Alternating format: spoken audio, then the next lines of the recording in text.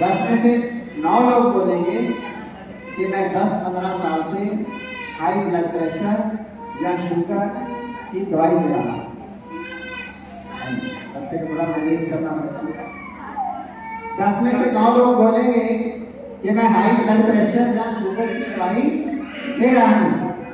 वहाँ की दुनिया में क्या कहा जाता है? हाई ब्लड प्रेशर दवाई चल रही है नॉर्मल, और शुगर डायबिटीज दवाई चल रही है नॉर्मल। ये जो हार्ट अटैक आ गया या किडनी फेल हो गई, ये नया होगा। हम कहना चाहते हैं कि ये नया तो नहीं है। वर्षों से 10-15 साल तक ब्लड प्रेशर और शुगर की दवाइयों ने शरीर का सत्यानाश कर दिया। खतरा दवा से है, बीमारी से नहीं। किसी व्यक्ति को कब्ज होता है, कब्ज से सारी बीमारियां लगती हैं। यदि किसी को कब्ज हो जाए तो व्यक्ति क्या करेगा? लैक्सेटिव, पार्गेटिव, त्रिफला, कोई ना कोई चूर्ण लेके पेट को साफ करेगा। यदि वो ऐसे ही करता रहा तो आगे चल के piles, fistula, high BP, acidity, gastritis, IBS, colitis, tension, depression तक की बीमारियां लड़ेंगी। जबकि कब्ज को तो हम भोजन को सुधार करके ही ठीक कर सकते हैं। उसके लिए किसी किस्म की दवाई की जरूरत नहीं। और यदि किसी को जुकाम हो जाए तो व्यक्ति क्या करेगा? एंटी एलर्जिक एंटीबायोटिक्स लेगा। आगे चल के क्या होगा? साइनस, अस्थमा, सीओपीडी, और किसानों को ये बीमारियां, सांस की बीमारियां बहुत ज्यादा होती हैं। तो जुकाम कितना खतरनाक हो सकता है मैं बताऊं? जब जुकाम होता है 1-2 दिन के अंदर अंदर आप देखेंगे कि आपकी जहां पर लिप्स के ऊपर, नाक के नीचे रेडनेस आ जाती है, लाल लाल हो जाता है, जहां दाने से हो जाते हैं, हाँ है ना? और आंखों के अंदर जलन होती है। मतलब वो तेजाब है, पॉइजन है, केमिकल्स हैं जो जाने जाने में हम सब ने दवाइयों के माध्यम से, जहाँ किसान ने स्प्रे के माध्यम से अपने शरीर के अंदर लेके गया है, अब कुदरत उसको बाहर निकाल रही है। यदि उस सारे, जब हमें एक बार जुकाम होता है 2-4 दिन चलता है, यदि उसको इकट्ठा कर ले तो आधा गिलास भर जाएगा उस केमिकल से, उस तेजाब से। जब हम उसको बार बार एंटी एलर्जिक एंटीबायोटिक लेकर अंदर दबाएंगे तो कैंसर तक के रोग आएंगे। और हम अपने जीवन में एक बार नहीं 1000 बार दबाते हैं। जुकाम से कैंसर तक एक ही बीमारी। यदि जुकाम होने पर जुकाम की गोली, कब्ज होने पर कब्ज की गोली, बुखार होने पर बुखार की गोली ना खाई जाए तो कैंसर खतरा दवा से है, बीमारी से नहीं। अब अगली लाइन जरा ध्यान से सुनिएगा। दवाई रिपोर्ट को नॉर्मल करती है, बीमारी को नहीं। मैंने क्या बोला? दवाई रिपोर्ट को नॉर्मल करती है, बीमारी को नहीं। आप मेरे को ये बताइए, आप जो दवाई खा रहे हैं, पर्पस क्या है, उद्देश्य क्या है? रिपोर्ट को नॉर्मल करना या बीमारी को नॉर्मल करना? बीमारी को करना चाहिए। हेलो। और यदि दवाई को बंद कर दिया जाए तो बीमारी बढ़ी हुई दिखती है या नॉर्मल दिखती है? बढ़ जाती है।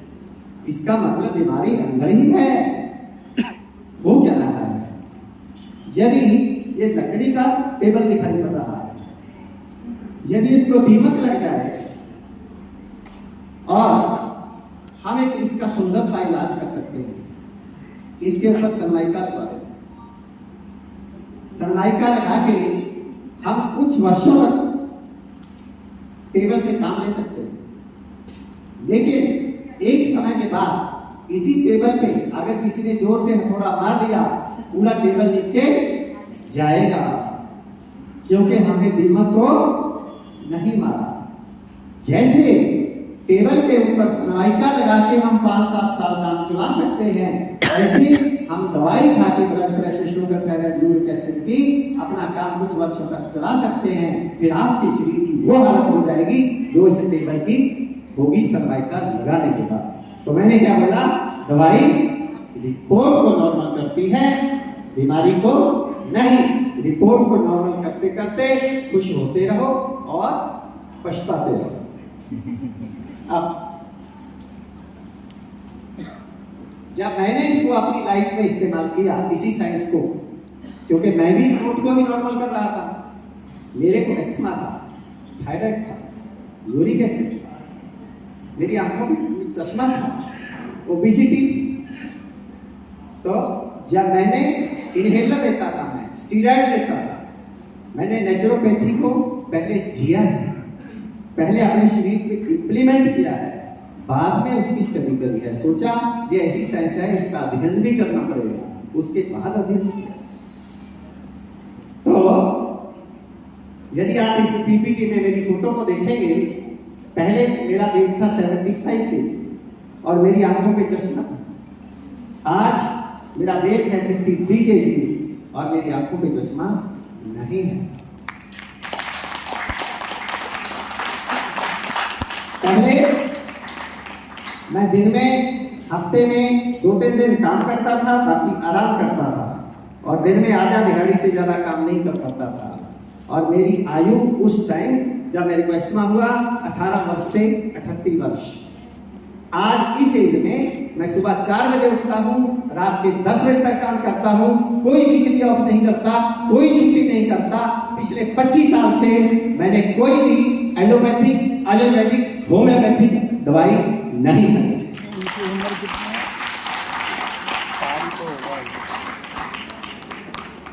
जब हम इस साइंस को अपने शरीर के ऊपर इंप्लीमेंट करते हैं तो किस तरह के प्रमाण हमारे पास सामने आते हैं, किस तरह के रिजल्ट्स आते हैं, क्योंकि हमें रिजल्ट्स से मतलब है, भाषण से नहीं। तो आइए हमारे रिजल्ट्स को देखते हैं कि इस साइंस को हमने कितने लोगों के ऊपर इंप्लीमेंट किया और उसके किस तरह के रिजल्ट आए। हमारे पास 5247 लोगों का डाटा है, पीपीटी आपके सामने है। तो 5247 लोगों में से हमारे पास डायबिटीज वाले 1290 लोग हैं। इन लोगों के ऊपर हमने इस साइंस को इंप्लीमेंट किया। उसमें से 253 लोग जो मेडिसिन नहीं ले रहे थे, उनकी शुगर नॉर्मल हो गई विदिन 4 डेज। 4 दिन तक हमने इन लोगों को अपने पास रखा और अपने तरीके से खिलाया पिलाया और उनको रोटी भी खिलाई पेट भर। ऐसा नहीं है कि उपवास करा दिया। तो 253 लोग दवाई नहीं ले रहे थे, मगर उनकी शुगर नॉर्मल हो गई और 1037 लोग दवाई ले रहे थे। तो दवाई 137 में से 903 लोग टैबलेट ले रहे थे। 903 में से 775 लोग 4 दिन के अंदर अंदर टैबलेट फ्री हो गए, उनकी दवाइयां बंद होगी और शुगर नॉर्मल होगी। 128 लोगों की दवाई टेपर ऑफ हो गई, मतलब कम होगी, आधी होगी, जितनी ले रहे थे उससे कम हो गई। 134 लोग इंसुलिन ले रहे थे, उनमें से 48 लोग विदिन 4 डेज इंसुलिन फ्री हो गए और 86 लोगों की इंसुलिन और टैबलेट की डोज टेपर ऑफ हो गई, पहले से कम हो गई, हाफ हो गई। अब हम बात करते हैं हाँ जी, हाई बीपी की। हाई बीपी के 1648 लोग हमारे पास आए 4 दिन के लिए। उनमें से 356 लोग दवाई नहीं ले रहे थे और उनकी दवाई बंद हो गई, 4 दिन के अंदर बीपी नॉर्मल हो गया। 1292 लोग दवाई ले रहे थे, उनमें से 1081 लोगों की दवाई बंद हो गई और within 4 days high blood pressure normal हो गया और 175 लोगों की ब्लड प्रेशर की दवाई कम हो गई। अब हम बात करते हैं अस्थमा। अस्थमा जिनसे हमारे किसान भाई पीड़ित रहते हैं केमिकल के प्रयोग की वजह से, और मेरा अपना एक्सपीरियंस है, 177 लोग हमारे संपर्क में आए। इन लोगों के हमारे पास साइन है, फोन नंबर है और एड्रेस है, मैं यही बताना चाहता हूं। और 177 लोगों में से 38 लोगों की जो कोई भी मेडिसिन नहीं ले रहे थे उनका इस्तेमाल नॉर्मल हो गया। 139 लोग जो टैबलेट और इनहेलर ले रहे थे उनमें से 130 लोगों की टैबलेट बंद हो गई, इनहेलर बंद हो गए और इस्तेमाल ठीक हो गया, और 8 लोगों का इनहेलर और टैबलेट हाफ हो गए।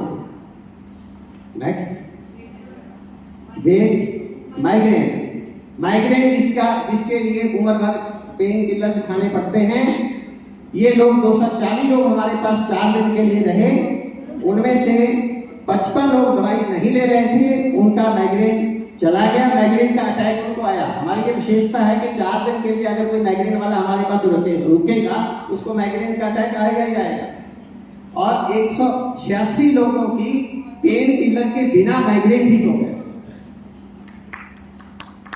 186 में से 135 लोग मेडिसिन फ्री हो गए और 50 लोगों की दवाइयां टेपर ऑफ हो गई, पहले से कम हो गई।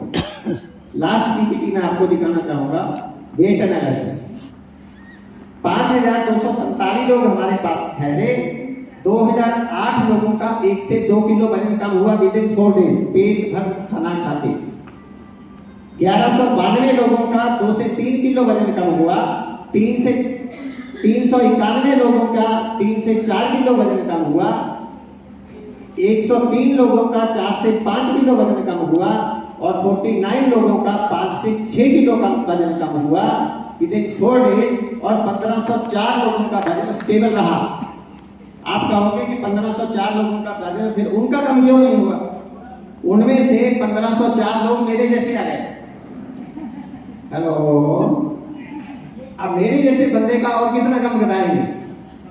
तो 1504 लोग ऐसे थे जिनका पहले ही कम था, तो हमारी डाइट जिनका पहले कम है उनको और कम नहीं करती बल्कि बढ़ा देती है। तो इस तरीके के रिजल्ट आप देख सकते हैं इस प्रोग्राम से, इस नेचुरोपैथी से। अब नेचुरोपैथी से ऐसे रिजल्ट हमने क्या खिला के दिए? क्या हमने उनको ऑर्गेनिक फल और सब्जियां खिलाई? क्या हमें वो उपलब्ध थे? नहीं। जैसी ही मार्केट में मिली वही उनको खिलाई। मैं आपको ये कहना चाहता हूं, यदि हमें नेचुरल फ्रूट्स एंड वेजिटेबल्स मिले, अनाज मिले, तो नेचुरोपैथी कहां तक पहुंच सकती है हम कल्पना भी नहीं कर सकते। भारत विश्व गुरु बनेगा। भारत जगत गुरु था, भारत जगत गुरु है, भारत जगत गुरु रहेगा। आपका मोबाइल नंबर? तो naturopathy can not survive without the help of natural farming. यदि नेचुरोपैथी को जिंदा रखना है तो हमें नेचुरल फार्मिंग करनी ही पड़ेगी। क्यों? नेचुरोपैथी का फंडामेंटल प्रिंसिपल है your food should be your medicine. आपका भोजनालय ही आपका औषधालय होना चाहिए। Ayurveda says if your food is wrong, medicine is of no use. If your food is right, medicine is of no use. यदि आपका भोजन खराब है तो दवाई लेने का कोई फायदा नहीं हो सकता। यदि आपका भोजन ठीक है तो दवाई लेने की कोई जरूरत नहीं पड़ सकती। ये किसने कहा? मैंने, आयुर्वेद ने कहा। जब आयुर्वेद ये कहता है तो फिर दवाइयों की जरूरत ही क्या है? एलोपैथी के जनक हिप्पोक्रेट्स क्या कहते हैं? Let food be thy medicine and medicine be thy food. आपका भोजन ही आपकी औषधि होनी चाहिए। किसने कहा? हिप्पोक्रेट्स ने, जो एलोपैथी के जनक हैं। एमबीबीएस करने के बाद डॉक्टर जिसकी कसम खाते हैं, मगर डॉक्टर अपने हिप्पोक्रेट्स को भूल गए। हम उसका आज भी इज्जत करते हैं, आज भी मान करते हैं। इसीलिए हम भोजन में सुधार करके ही लोगों को ठीक करने के लिए काम करते हैं। हम ऐसा क्या करते हैं? हमारा कैसा भोजन है तो इस तरीके के चमत्कारी रिजल्ट मिलते हैं। देखते हैं, हम ब्रेकफास्ट में देते हैं सफेद पेठे का जूस, यदि वो नहीं मिले तो नारियल पानी। अच्छा, कोहरा, आपके कोहरा कुछ ऐसा बोलते हैं, आप लोग बेहतर जानते हैं, जिससे हमारी मिठाई बनाते हैं, वो वाला कच्चा मीठा मिठाई नहीं। यदि ये भी ना मिले तो किसी भी कच्ची सब्जी का रस जो आपके यहाँ मिल सकती है, फलों का रस नहीं। सुबह का नाश्ता हम ये देते हैं। उसके बाद हम दिन में एक बार 400 से 500 ग्राम फल खिलाते हैं मौसम के। बेमौसम के फल नहीं, आपके पास जो भी सस्ते से सस्ते फल और सब्जियां हो वो खाएं, जो आपके खेत में पैदा होते हैं, जैसे कि जामफल, अमरूद, गुआवा, पपाया, पपीता, जो आपके खेत में पैदा होता है। तो महंगे फल और सब्जियां, विदेशी फल और सब्जियां, बेमौसम की फल और सब्जियां खाने लायक नहीं, डस्टबिन में डालने लायक। और दिन में एक बार 400 से 500 ग्राम कच्चे सलाद, गाजर, मूली, शलजम, कोकम्बर, जो भी आपके मौसम के हों, और एक टाइम पेट भर रोटी सब्जी। Food is medicine. यदि गाड़ी का पेट्रोल ही शुद्ध नहीं होगा, आप कितने ही मैकेनिक बदले, गाड़ी सही नहीं चल सकती। शरीर का यदि भोजन ही शुद्ध नहीं होगा, आप कितने ही डॉक्टर बदले, कितनी ही दवाइयां बदले, शरीर स्वस्थ नहीं रह सकता। अब नेचुरोपैथी क्या कर रही है? नेचुरोपैथी फ्रूट्स एंड वेजिटेबल्स की डिमांड को बढ़ा रही है, एग्रीकल्चर को बढ़ावा दे रही है। और दूसरी तरफ जो इंडस्ट्रियल फूड है, जो फास्ट फूड, जंक फूड है, जो केमिकल युक्त भोजन है, वो फार्मा कंपनियों को बढ़ावा दे रहा है, वो दवाइयों को बढ़ावा दे रहा है, वो बीमारियों को बढ़ावा दे रहा है।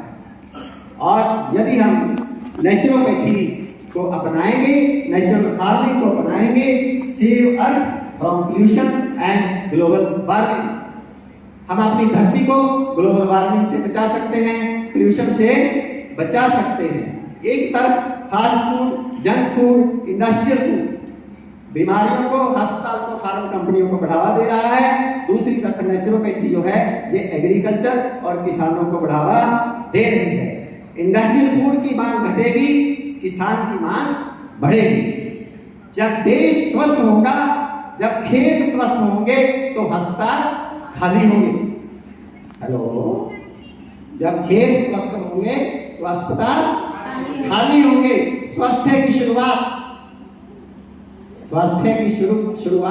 अस्पतालों से नहीं, खेतों से होती है। हमारे भारत के प्रधानमंत्री कहते थे स्वस्थ भारत, अब हम कहते हैं दवा मुक्त स्वस्थ भारत। चलते चलते लास्ट में एक बात कहना चाहूंगा आपको भी और किसान भाइयों को भी। 3 तरह की रसोई, एक है भगवान की रसोई, दूसरी इंसान की रसोई, और तीसरी शैतान की रसोई। जो फल और सब्जियां खेतों में पकती हैं, उसको सूर्य भगवान मीठी मीठी आंच में तपाते हैं, वायु भगवान लोरी देने के खिलाते हैं, चंद्रमा औषधियां देता है, जल रस देता है, पृथ्वी खनिज पदार्थ देती है। जो भगवान की रसोई का खाते हैं, जो भगवान जैसे हो जाते हैं, भगवान सूर्यवान है, शक्तिवान है, रोगी नहीं होते, दवाई नहीं खाते। दूसरी है इंसान की रसोई। जो इंसान की रसोई को तल के, भून के, बिगाड़ के ना बनाए, ये लौकी की सब्जी के अंदर सब्जी का स्वाद आए, मसालों का नहीं। सब्जियों के सूप के अंदर सब्जियों का स्वाद आए, मसालों का नहीं, वो भी स्वस्थ रह सकते। तीसरी है शैतान की रसोई। डिब्बा पर, बॉटल पर, पैकेट पर, होटलों पर, ढाबों पर, रेस्टोरेंट्स का खाना, fast food, junk food, industrial food शैतान की रसोई का खाना है। भगवान की रसोई का खाएंगे तो भगवान हो जाएंगे, इंसान की रसोई का खाएंगे तो इंसान हो जाएंगे, शैतान की रसोई का खाएंगे तो फैसला आपके हाथ, आपका स्वास्थ्य है आपके हाथ। जय माता, जय बहुत बहुत